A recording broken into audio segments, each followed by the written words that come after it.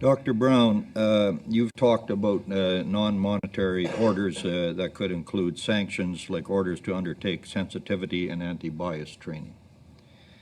I would like either one or both of you to comment on whether you could explain why an individual may have a strong objection to undertaking such a training. And Mr. Brown, could you let the committee know how serious the sanction could be? And of course, you already did on that, if you refuse to undertake such an order, and specifically at the federal level. But why would people have an objection to taking such training? Well, I think I'm going to let Dr. Peterson answer why he or someone like him might have an objection to undertaking that type of training, and then I'll deal obviously once again with the severity of that decision if it gets before the tribunal. Well, I have a profound objection to undergoing such training. In fact, I would flatly refuse under all conditions to undergo it.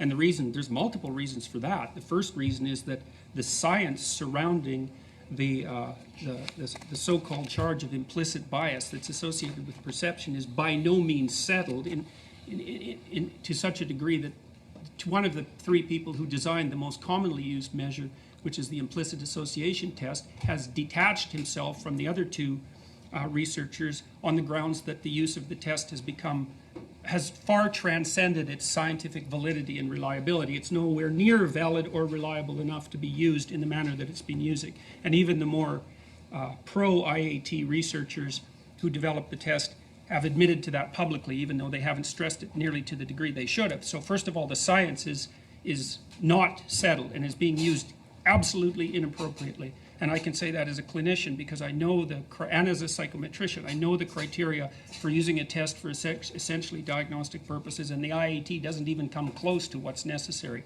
Then the next issue is, well, where's the evidence that anti-unconscious bias training works? There's no evidence, and what little evidence there is suggests that it actually has the opposite effect because people don't like being brought in front of a re-education committee and having their fundamental perceptions, you see, their perceptions, not even their thoughts, but their perceptions themselves, altered by collective fiat. It's an unbelievable... Thank you there, sir.